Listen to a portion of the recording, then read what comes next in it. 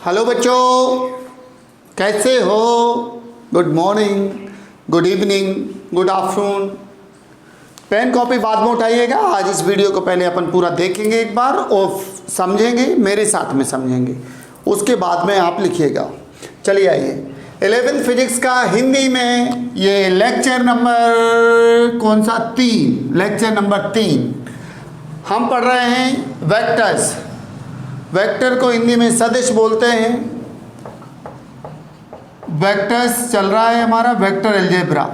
इसका ये 3rd lecture हम पढ़ने वाले हैं दो सदिशों का योग। तो ये तो हम पढ़ चुके हैं पिछले लेक्चर में कि दो सदिशों को त्रिभुज नियम से हम जोड़ सकते हैं कि एक सदिश मान लो वेक्टर ये है, दूसरा सदिश वेक्टर बी है, तो इसका आंसर ये है तीसरा सदिश। लेकिन आज हम ये सीखेंगे कि ये कितना है। ये मान लो 5 है और ये 8 है, तो ये कितना है? 13 है कि 12 है कि 7 है कि 6 है कि 10 है, कितना है? यानी हम ये बताएंगे परिणामी सदिश। परिणामी सदिश यानी इस सदिश, परिणामी सदिश का परिमाण, परिमाण यानी संख्यात्मक मान क्या है, ठीक है, और उसकी दिशा क्या है, इधर को आएगा कि और इधर आएगा कि इधर को दब के आएगा, ठीक, ये सब।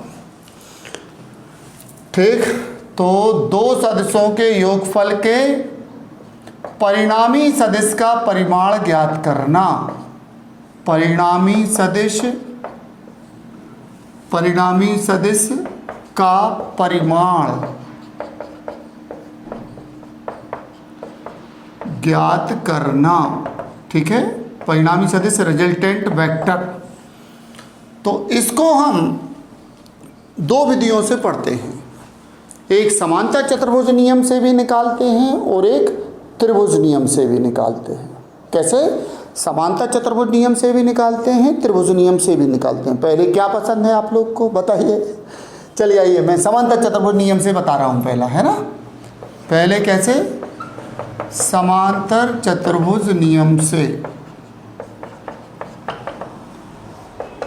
पैरेललोग्राम लॉ मेथड, ठीक है। कैसे? पढ़ चुके थे अपन पिछले लेक्चर में, है ना। मान लीजिए एक समांतर चतुर्भुज की दो भुजाएं आपको ये बोर्ड पे दिख रही हैं, इनके बीच का कोण थीटा है। ये बता रहा है वेक्टर ए को और ये बता रहा है वेक्टर बी को। क्लियर? और समांतर चतुर्भुज बना लेना है हमें, ठीक। ये बना लिया भाई, नाप तोल करके आप लोग बना लेना, कम ज़्यादा हो तो, नहीं तो आप कहोगे सर आप ये समांतर चतुर्भुज सही नहीं बना रहे, है ना। ये विकर्ण बना लिया हमने, ठीक। तो हमने क्या माना कि ए बी एक समांतर चतुर्भुज है। क्या माना? चतुर्भुज A B C D, A B नहीं, चतुर्भुज ए बी सी डी क्या है? एक समांतर चतुर्भुज है, मान गया। इसमें हमने माना वेक्टर ए बी बराबर वेक्टर ए और वेक्टर ए डी बराबर वेक्टर बी। अच्छा, और स्पष्टतः एक बात हमें पता है, अभी हम पहले भी पढ़ चुके हैं कि जो वेक्टर ए बी है उतना ही वेक्टर डी सी होगा। क्यों? ये दोनों भुजाएं बराबर होती हैं परिमाण में, दिशाएं एक जैसी हैं और समांतर हैं। जब तीन बातें होती हैं तो दो सदिश समांतर होते हैं। Their directions must be same, lines of action should be parallel and magnitude should be same. अंग्रेजी में बोल दिया है, हिंदी में सुनिए। उनके परिमाण बराबर होना चाहिए, क्रिया रेखाएं समांतर होना चाहिए और दिशाएं एक ही होना चाहिए। अरे भाई थोड़े कमेंट लिखते चलो बीच बीच में, तो जिससे लगेगा कि लाइव क्लास चल रही है ना, हम पढ़ा रहे हैं, आप लोग पढ़ रहे हो। हाँ भाई, तो मान लिया कि ये कोण यहाँ पे अल्फा बना रहा है। क्या बना रहा है? ये कोण यहाँ पे मान लिया हमने अल्फा है, ठीक। इसको हम क्या कर रहे हैं? आगे को बढ़ा रहे हैं, आगे को बढ़ा रहे हैं और यहाँ से लंब खींच रहे हैं एन। कोण थीटा ये है तो संगत कोण के कारण थीटा ये भी होगा। ध्यान से समझना सब लोग भाई, है ना। तो ए बी जितना है इतना ही डी सी है और जे कहलाएगा वेक्टर ए, और जितना ए डी है वेक्टर ए डी है, और जितना वेक्टर बी सी है ये कहलाएगा वेक्टर बी। अच्छा, वेक्टर लगा है यानी दिशा भी ली जा रही है। अगर अकेले हम ए बी की बात करें या अकेले डी सी की बात करें तो जो वास्तव में वेक्टर ए का परिमाण है, मैग्नीट्यूड है, तो अकेला ए लिख सकते हैं इसको। और इसी तरह से जो AD है और BC है, ये दोनों क्या हैं, वेक्टर B के मैग्नीट्यूड हैं, यानी वेक्टर B का परिमाण है, संख्यात्मक मान है। परिणामी सदिश रिजल्टेंट वेक्टर है ना, ये वेक्टर AC का परिमाण ज्ञात करना, यानी ये कितना लंबा है, परिणामी सदिश कितना लंबा है ये देख रहे हैं। ठीक है, देखिएगा जरा।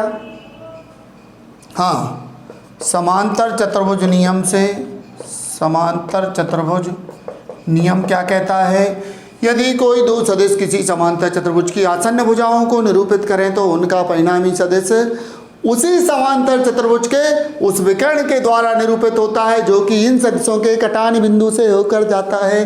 तो एक सदिश, दो सदिश, इनका कटान बिंदु जे, इससे होकर जो विकर्ण जाएगा, इससे होकर जो विकर्ण जाएगा, उस विकर्ण का वही विकर्ण इन दोनों का परिणामी सदिश रहेगा। मतलब वेक्टर AC क्या होगा, vector AB plus vector AD के बराबर। पिछले वीडियो में भी हमने ये देखा है, पिछले लेक्चर में समझा है। Vector A plus vector B, इसको वेक्टर R कहते हैं। तो ये हमारा हो गया है परिणामी सदिश। और अगर इसका परिमाण निकालना है, मतलब हमें R निकालना है, मतलब हमें ये निकालना है कि ये कितना आएगा। यहाँ तक कोई प्रॉब्लम नहीं किसी को, तो इतनी हमने रचना कर दी, आगे बढ़ा दिया, लंब खींच दिया, कोई समस्या नहीं है किसी को। है क्या, ये कोण दिख ही रहे हैं सबको, क्या दिख रहे हैं, कौन सा कोण, DAB जितना है उतना ही CBN है, ये दोनों थीटा हैं। और कोण ANC सॉरी, ये 90 डिग्री है, कोई समस्या नहीं है। कोण CAB जे अल्फा है। ठीक है बच्चों, समझ में आ रहा है सबको पूरा पूरा। अब हम ये देखते हैं चित्र में, क्या देखते हैं, हाँ, हमें BN की ज़रूरत पड़ेगी और CN की ज़रूरत पड़ेगी। चलिए आइए,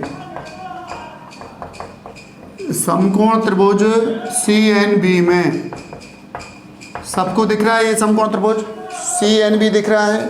इसमें आप एक बार cos थीटा लगाइए, एक बार sin थीटा लगाइए।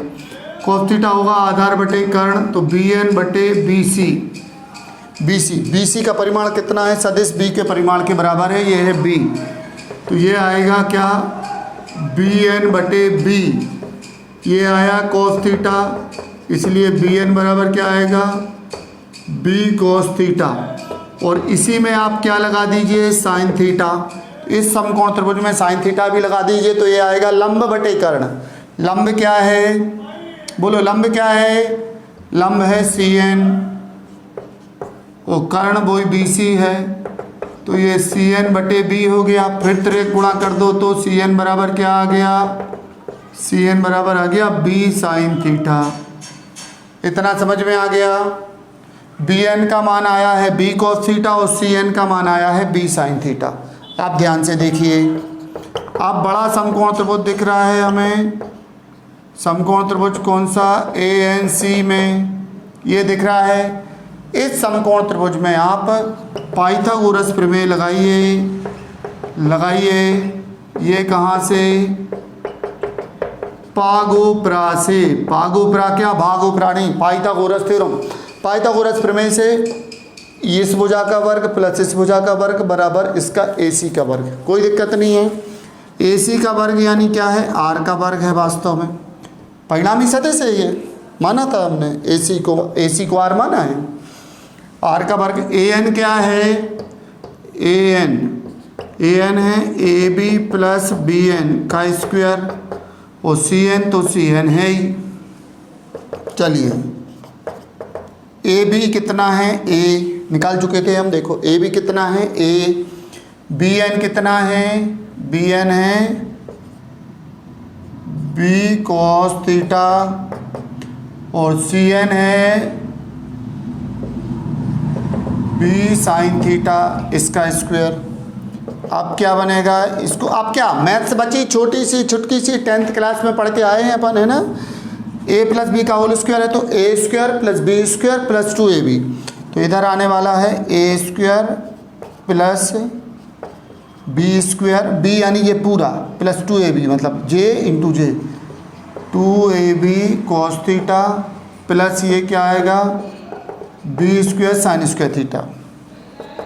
आप देखिएगा ज़रा, A square plus B square common ले लिया तो अंदर बचा कॉस स्क्वायर थीटा, और इसको इसके साथ में लिख दिया तो साइन स्क्वायर थीटा। इतना समझ में आया होगा क्या?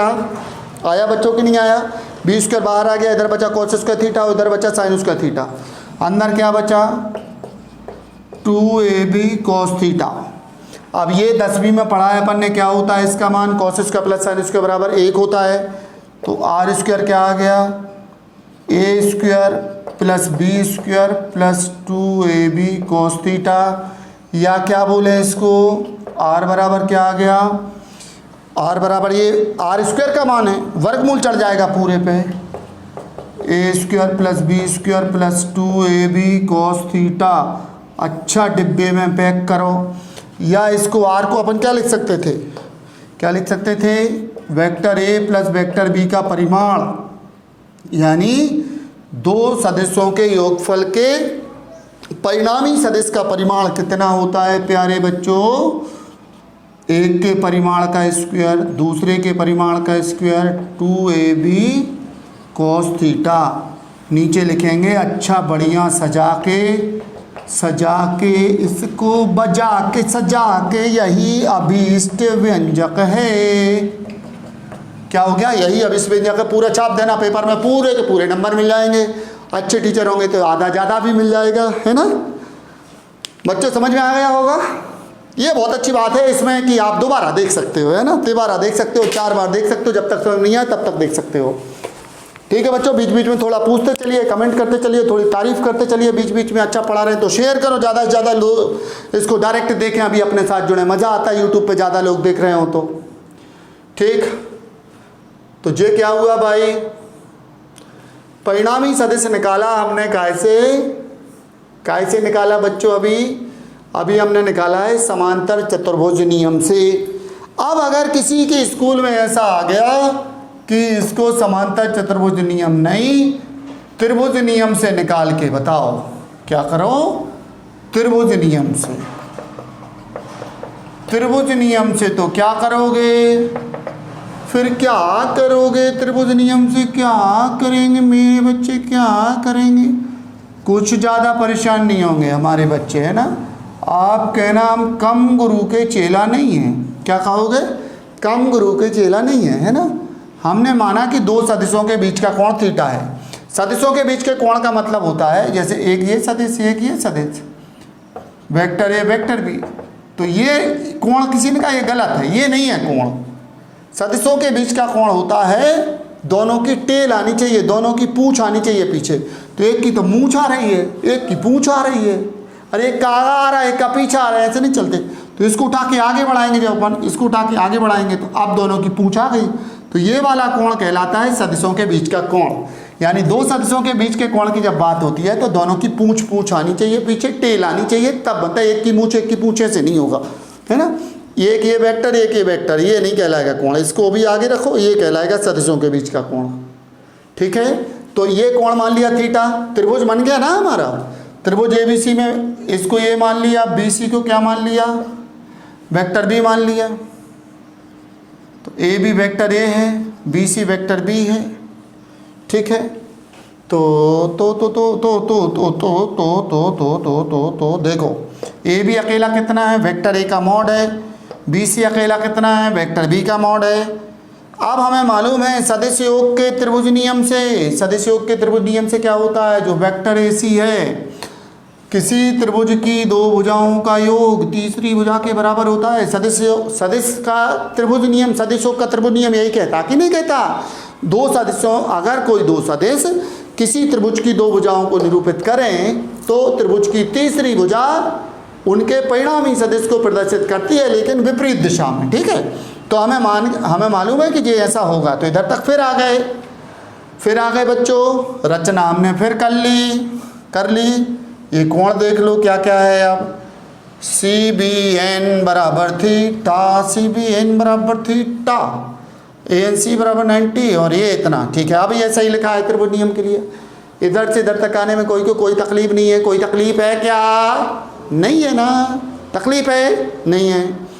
फिर चलते चलो चलते चलो चलते चलो चलते चलो चलते चलो चलते चलो, छाप दो। पूरा ज्यों को त्यों आया कि नहीं आया बताओ। अरे तो त्रिभुज नियम से पूछ लो, चाहे समानता चतुर्भुज नियम से पूछ लो, हम कहेंगे कम गुरु के चेला नहीं है ना। हाँ अच्छा पढ़ा अपन ने, बढ़िया पढ़ा, एकदम मजा आ गया। तो इसको हम परिणामी सदिश का जो परिमाण है त्रिभुज नियम से भी निकाल देंगे, समांतर चतुर्भुज नियम से भी निकाल देंगे। ओके बच्चों, इतना लिख जाएगा। अब आगे इसमें इसकी दिशा पता और करनी है हमें, दिशा और मालूम करना है भाई। क्या मालूम करना है बच्चों कि ये किस दिशा में होता है, ये पता और करना है। ठीक है, कैसे? इतना लिखा रहने दो अभी इधर। क्या बोले? दिशा, दिशा अभी 5 मिनट बाद थोड़ा सा और देखिए आप। स्पेशल केसेस, स्पेशल केसेस क्या कि अगर थीटा 0 डिग्री हो, यानी दोनों सदिश एक ही दिशा में लग रहे हों। कैसे? जैसे ये वस्तु है, इस पे एक बल 5 न्यूटन इधर लग रहा, दूसरा भी यहीं लग रहा, तो अपन को मालूम है इनका उत्तर तो 7 न्यूटन आएगा। अरे बिना सदिश पढ़े मालूम है, एक ही दिशा में लगा तो 7 आएगा, लेकिन सदिश से देखो इससे भी 7 ही आएगा। 0 तो क्या आ जाएगा? कॉस थीटा का मान होगा 1 और जे होगा मैक्सिमम यानी अधिकतम, यानी इससे ज़्यादा कभी नहीं होगा। इसलिए जो परिणामी सदिश है, क्या बोले, परिणामी सदिश का परिमाण कितना आएगा? a² plus b² plus 2ab into cos theta. Cos theta की वैल्यू 1, तो ये आ गया a प्लस b का होल स्क्वायर वर्गमूल, तो ये क्या आ गया? a प्लस b, या इसको हम कैसा लिख सकते हैं? वेक्टर a का मॉड और वेक्टर b का मॉड, और ये होता है मैक्सिमम, सबसे ज़्यादा। यानी दो सदिशों का सदिश योगफल सबसे ज़्यादा कब होता है? जब उनको एक ही दिशा में लगाया जाए। कितना होता है? उनके जोड़ के बराबर होता है। जैसे किसी ने कहा कि 100 न्यूटन और 200 न्यूटन के सर 2 बल हैं हमारे पास, इनसे सबसे बड़ा बल कितना बनेगा? तो आप बताओ, 100 और 200 के 2 हैं तो सबसे बड़ा 300 का बनेगा। और कब बनेगा? जब एक ही दिशा में लगाया जाएगा। तो आज से एक बात पक्की हो गई कि दो सदिशों का सदिश योगफल अधिकतम तब होता है जबकि वो समान दिशा में क्रियाशील हों, और कितना होता है? उनके अलग अलग परिमाणों के योगफल के बराबर होता है। जय श्री राम। इति श्री रेवा खंडे प्रथमो अध्यायो, है ना? समझ में आ गई बात? सभी को समझ में आ गई?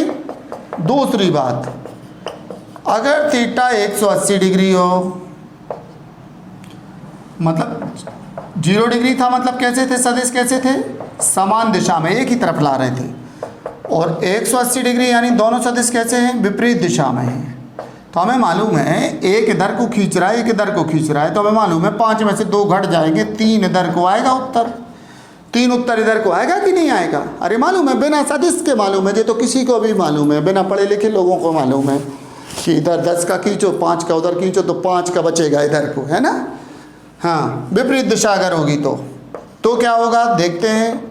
साइन 180 का मान होता है बच्चों ऋण 1, और ये होता है न्यूनतम, सबसे कम। साइन का मान इससे कम आज तक नहीं हुआ, इससे कम साइन का मान कभी होता नहीं। इसलिए जो परिणामी सदिश है इसका परिमाण कितना आएगा बच्चों? बोलिए। a² plus b² plus 2ab into -1 आएगा। ये आ गया ना इधर? अरे ये गलत लिख दिया भाई हमने, अरे सॉरी बाबा, सॉरी। ये कॉस, वो तो 0 होता है, साइन 180 तो 0 होता है ना, कॉस 180, कॉस का चाहिए था, सॉरी। हाँ, तो ये क्या हो गया? a माइनस बी का a² plus b² minus 2ab हो गया। फिर इसका मतलब है कि a माइनस बी का होल स्क्वायर है जी, या फिर b माइनस a का होल स्क्वायर है, और इसका वर्गमूल है। ये भी सही है और ये भी सही है। तो आंसर क्या आएगा? जो परिणामी सदिश है, परिणामी सदिश का परिमाण कितना आएगा? या तो a माइनस बी आएगा या फिर b माइनस a आएगा। अब 2 उत्तर क्यों आ गए? 2 उत्तर इसलिए आ गए कि 5 में से 2 घटाए तो 3 बचे। अब 2 की जगह मान लो इधर 12 हो जाए, बड़ा हो जाए, तो फिर इसमें से j घटेगा। आप है ना, 12 ऋण 5 7, यानी बड़े में से छोटा घटेगा और उत्तर कहाँ को आएगा, बड़े वाले की तरफ। अगर बड़ा इस तरफ है तो परिणामी सदिश इस तरफ को आएगा, अगर बड़ा उस तरफ है तो परिणामी सदिश इधर को जाएगा। जहाँ पे बड़ा सदिश काम करेगा उस तरफ को परिणामी सदिश आएगा, अगर दोनों सदिश परस्पर विपरीत हैं तो। और ये मान होगा सबसे कम। तो आज से क्या याद रखोगे कि दो सदिशों का न्यूनतम मान उनके योगफल के द्वारा कितना होता है, उनके अंतर के बराबर होता है, और अधिकतम मान कितना होता है, उनके जोड़ के बराबर होता है। और न्यूनतम कब होता है, जब वो विपरीत दिशा में लगते हैं, और अधिकतम कब होता है, जब समान दिशा में लगते हैं। अपन ने पहला केस पढ़ा था। ठीक है बच्चों, समझ में आ रही बात। यानी दो सदिशों का सबसे बड़ा उत्तर, जैसे कोई ने कहा 12 न्यूटन और 5 न्यूटन के दो बल हैं, इससे सबसे बड़ा बल कितना बनेगा, तो आप बोलना 12 और 5 17 बनेगा। वो भी कब, जब इनको हम 0 डिग्री पे लगाएंगे तो। ठीक है, क्वेश्चन बता रहा हूँ, समझ में आ रहा है कि नहीं आ रहा है। 12 न्यूटन और 5 न्यूटन के बलों से सबसे बड़ा बल और सबसे छोटा बल बताइए जो कि इनके योगफल के द्वारा बन सकता है। तो 12 और 5 17 बन सकता है, ये सबसे बड़ा है जब इनको समान दिशा में लगाएंगे। और सबसे छोटा कितना बन सकता है, 12 ऋण 5 तो 7 न्यूटन, जब इनको हम कैसे लगाएंगे, जब इनको हम विपरीत दिशा में लगाएंगे तो ये सबसे छोटा बल बनेगा। ठीक, तो समझ में आया कि नहीं आया। स्पेशल केस कितने हुए हैं, अभी तो 2 ही हुए हैं बच्चों, अभी तो 2 ही स्पेशल केस हुए हैं। अभी हम और भी बताने वाले हैं, है ना। एक स्पेशल केस और बता रहे हैं हम, बहुत इम्पोर्टेंट है, सब जगह लगता है ये इम्पोर्टेंट केस। यदि थीटा बराबर 0 डिग्री नहीं, कितना 90 डिग्री हो, मतलब एक सदिश दूसरे सदिश पर क्या हो, लंब हो, एक सदिश दूसरे सदिश पर लंब हो, तो बच्चों क्या होने वाला है, cos थीटा का मान 0 हो जाएगा। इसलिए जो परिणामी सदिश है vector A plus vector B, इसका परिमाण कितना आएगा, इधर आ गया 0, डायरेक्ट लिख दें, ए स्क्वायर प्लस बी स्क्वायर आएगा। और आखिरी बात, एक स्पेशल केस और मैं पढ़ाता हूँ हमेशा, कि थीटा अगर 120 डिग्री हो और दोनों सदिश कैसे हों, बराबर परिमाण के हों। जे क्या कह दिया, मतलब एक 10 का है 10 न्यूटन का, दूसरा भी 10 न्यूटन का है, और इनके बीच का कोण कितना है, 120 डिग्री है। दोनों सदिश बराबर हैं और 120 डिग्री के कोण पर क्रियाशील हैं, तो क्या होगा, cos 120 डिग्री का मान आएगा ऋण 1/2। cos 120 का मान कितना आएगा प्यारे बच्चों, -1/2 आएगा। ठीक, इसलिए जो परिणामी सदिश है vector A plus vector B का मोड, ये कितना आने वाला है, देखिएगा जरा। अब आप इधर आप भर दीजिए क्या, x square plus 2 into x 2ab x into x cos theta, यानी क्या, इंटू -1/2, 2 से 2 कैंसिल हो गया, एक्स स्क्वायर कितना हो गया, 2x स्क्वायर, ये माइनस का मल्टीप्लाई हो के -x स्क्वायर, क्या बच्चा, एक्स स्क्वायर, तो आंसर आया x। यानी एक 10 न्यूटन का बल यहाँ लगाओ और एक 10 न्यूटन का बल इधर लगाओ, 90 पे नहीं 120 पे, तो इसका आंसर क्या आने वाला है, 10 न्यूटन ही आने वाला है आंसर। यानी 10 + 10 बराबर 10, मतलब 10 सदिश में क्या है, ऐसा पॉसिबल है, 10 और 10 का जोड़ 10 आ सकता है, 100 और 100 का जोड़ 100 आ सकता है सदिश में। कब, जब 100 और 100 के दो बलों को 120 डिग्री के कोण पर लगा देंगे तो उसका आंसर 100 ही आएगा। 100 और 100 से 0 भी आ सकता है, विपरीत दिशा में लगा देंगे तो 100 और 100 से 200 भी आ सकता है, समान दिशा में लगा देंगे तो 0 से और 200 के बीच में कुछ भी आ सकता है, 100 और 100 के अगर दो बल हमारे पास हैं तो। ठीक है बच्चों, तो उम्मीद नहीं, पूरा विश्वास है कि ये सब कुछ आपको समझ में आ गया है कि नहीं आ गया है। अब आप कह रहे होंगे कि सर 1-2 सवाल करवा दो। सवालों के लिए भाई हम अलग से वीडियो रिकॉर्ड करेंगे और उसमें खूब सारे सवाल करवाएंगे, है ना। पूरी ये थ्योरी अच्छी मन लगा के पढ़ लो अभी, और खूब सारे सवाल हम एक वीडियो में करेंगे, एक लेक्चर में करेंगे। ठीक, फिर भी एक छोटा सा तो सुन ही लो। किसी वस्तु पर एक बल 5 न्यूटन का लग रहा है, दूसरा बल 12 न्यूटन का लग रहा है, दोनों के बीच का कोण 90 अंश है। उस पर लगने वाला कुल बल बताइए, नेट यानी कुल। ठीक, बल सदिश राशि है, सूत्र हमें मालूम है। कुल बल यानी वही परिणामी बल। कैसे निकलेगा? ए की जगह F1 है, बी की जगह F2 है, तो एक सदिश का स्क्वायर दूसरे सदिश का square 2F1 F2 cos theta. समझ में आया? पहले सदिश का स्क्वायर यानी 5 का स्क्वायर, दूसरे का स्क्वायर यानी 12 का स्क्वायर, 2 × 5 × 12 × cos 90। cos 90 का मान 0, तो ये सब खत्म हो गया। ये कितना आया? 25 और ये 144 कितना हो गया? 169, 13 न्यूटन। ठीक, यानी 5 और 12 के दो बल, इसको चित्र से ऐसे समझिए, ये 12 न्यूटन का है और एक यहाँ पे 5 न्यूटन का बल है। अगर किसी वस्तु पर लगते हैं तो ये कहाँ को चलेगी? इधर को चलेगी वस्तु, और ऐसे चलेगी कि आप ये दोनों बल हटा दो और एक बल 13 का लगा दो यहाँ को, तो वो वस्तु वैसे ही चलेगी जैसी इन दो बलों से चल रही थी। मतलब 13 क्या है? इन दोनों का परिणामी बल है। मतलब 12 + 5 = 13, 12 + 5 बराबर क्या आया? 13। अब एक क्वेश्चन है, क्वेश्चन हो गया ना, ये नोट कर लेना, आप लोग लिख लेना कि 17 न्यूटन कब आएगा? 12 और 5 से 17 न्यूटन कब आ सकता है? तो हमें मालूम है 0 डिग्री पे आ सकता है। 12 और 5 को एक साथ लगा दो तो 17 आ जाएगा। लेकिन क्वेश्चन में देखो, आप अपन निकाल के देखें, ऐसे नहीं मान रहे है ना। 5 न्यूटन और 12 न्यूटन के बल से हमें 17 न्यूटन बनाना है, तो इधर बनना है कितना?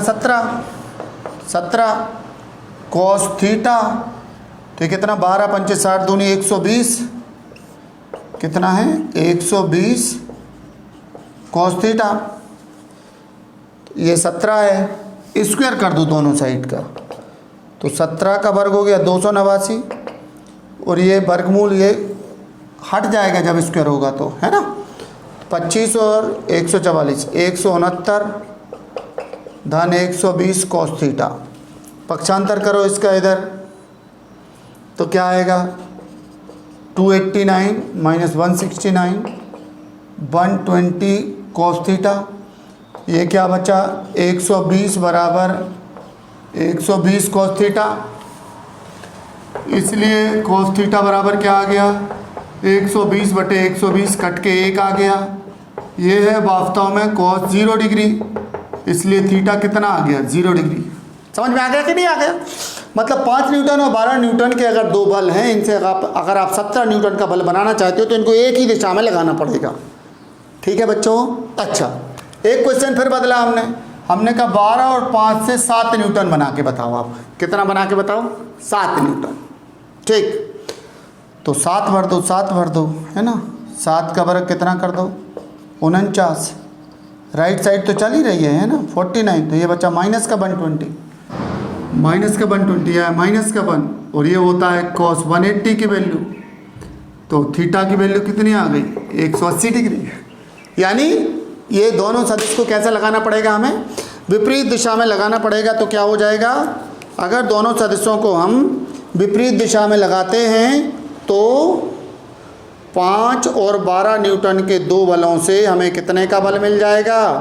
7 न्यूटन का बल मिल जाएगा। समझ में आ रहा है बच्चों कि नहीं आ रहा है? अरे बोलो बोलो बोलो बोलो बोलो बोलो, कमेंट में लिखते चलो बेटा, है ना। हाँ, सब लोगों को बताते चलो।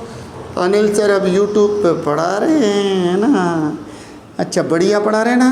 अरे पढ़ा रहे कि नहीं पढ़ा रहे बताओ। देखो भाई, तुम लोग तारीफ़ करते हो तो हमारा पढ़ाने में और मन लगता है ना। फिर हम और अच्छा पढ़ाते हैं, और अच्छा पढ़ाते हैं, और अच्छा पढ़ाते हैं, पढ़ाते ही रहते हैं पूरे समय। ठीक, चलो, तो ये समझ में आ गया बच्चों। ठीक, अब हमने कहा कि 13 न्यूटन कैसे बन सकता है भैया इनसे? 5 और 12 से 13 कैसे बन सकता है? आ जाओ, फिर सूत्र लगाया, फिर चले, तो 13 का स्क्वायर 169, तो ये 169 - 169, तो ये 0 आया। तो ये क्या आया? 0 बटे इतना, तो ये 0, तो ये cos 90 का मान है। तो एक सवाल में हमने 4 सवाल करा दिए हैं, आपको चारों कॉपी में करना है। इससे आपकी प्रैक्टिस हो जाएगी, आप कभी भूलोगे नहीं। ठीक है बच्चों, और सवाल हम बाद में करेंगे। अब एक चीज और बती कि परिणामी सदिश की दिशा कैसे ज्ञात की जाती है। क्या बोले बच्चों? परिणामी सदिश की दिशा ज्ञात करना मतलब जो vector A plus vector B आ रहा है ना, ये किस दिशा में आएगा ये पता करना है। ठीक, तो वेक्टर आर की दिशा पता करना या परिणामी सदिश की दिशा पता करना। हमने कहा माना जो परिणामी सदिश है वेक्टर आर, वेक्टर ए से अल्फा कोण बनाता है। कितना कोण बनाता है? अल्फा कोण बनाता है। अभी हम वहाँ निकाल चुके थे बच्चों, बी एन बराबर आया था बी कॉस थीटा, आपको याद होगा। ये आया था बी साइन थीटा। ए भी पहले अपना कितना लिखा था? ए लिखा था, ऐसा लिखा हुआ है पूरा, है ना। तो ये देखिए आप, ये कहाँ से आया? अभी हम पहले निकाला था शुरू में, है ना। समकोण त्रिभुज ए एन सी दिख रहा है, बड़ा सा दिख रहा है कि नहीं दिख रहा? इसमें देखिए टेन अल्फा कैसे आएगा? लंब बटे आधार, तो सी एन बटे ए एन, और ए एन कैसे? A B plus B N, और सी एन को बोले तो क्या बोले? बी साइन थीटा, और ए प्लस बी एन क्या? B cos theta tan alpha. जे आ गया आंसर, इससे दिशा निकलेगी। ठीक, इसमें सबसे ज़्यादा जो फिजिक्स में लगता है वो लगता है 90 वाला स्पेशल केस। देखो क्या, यदि थीटा 90 डिग्री हो, यानी ये दोनों सदिश के बीच का एंगल 90 हो, ऐसे हो, एक सदिश इधर दूसरा इस पर लंब हो सीधा। ठीक, तो क्या होगा? तो इस टेन अल्फा का मान कितना आएगा? देखिए बी साइन थीटा,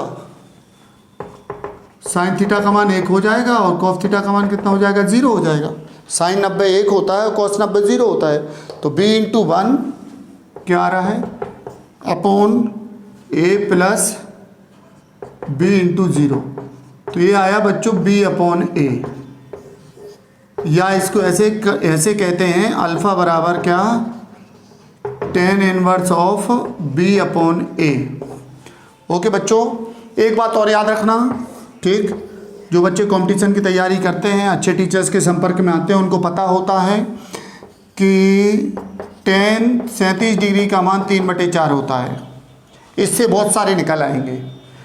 जो लंब है आधार है तो कर्ण आएगा 5, 3 4 का कर्ण आएगा 5, तो ये टेन 37 है, तो कॉट 37 तो आपको दिख ही रहा है कितना हो जाएगा? 4/3। साइन 37 कितना होगा? लंब बटे कर्ण, तो ये था लंब बटे आधार, तो ये आएगा 3/5। कोस 37 कितना होगा? आधार बटे कर्ण, तो आधार है 4/5। इसका उल्टा कर देंगे तो ये क्या आएगा? कोसेक 37, ये होगा 5/3। इसका उल्टा करेंगे तो ये आएगा सेक 37 आएगा, इसका मान होगा 5/4। बच्चों समझ में आ रहा है कि नहीं आ रहा है? अरे बोलो, इतने मान भी कर लेना, है ना। आज बहुत सारा पढ़ा दिया, खूब सारा पढ़ा दिया, दबा दबा के हमारे बच्चों को, है ना। बहुत सारा, हमारे बच्चे ये थोड़ी गधे वाले हैं, है ना, ये तो होशियार वाले हैं, होशियार वाले हैं। और टेन 37 जो होगा वो कितना होगा? कॉट 53 भी होगा, होगा कि नहीं होगा? तो टेन 37 यानी 3/4, यानी कॉट 53 निकला। ठीक है, फिर जो कॉट 37 है ये वास्तव में टेन 53 होगा। अरे 9th में नहीं पढ़ा इनमें, ये दोनों क्या 9th में नहीं 10th में। साइन 90 माइनस थीटा होता है cos theta, cos 90 minus theta क्या होता है? साइन थीटा, और इसी प्रकार। ठीक है, तो वास्तव में ये जो टेन 37 है ये क्या है? कॉट 53 भी है। ये क्या है?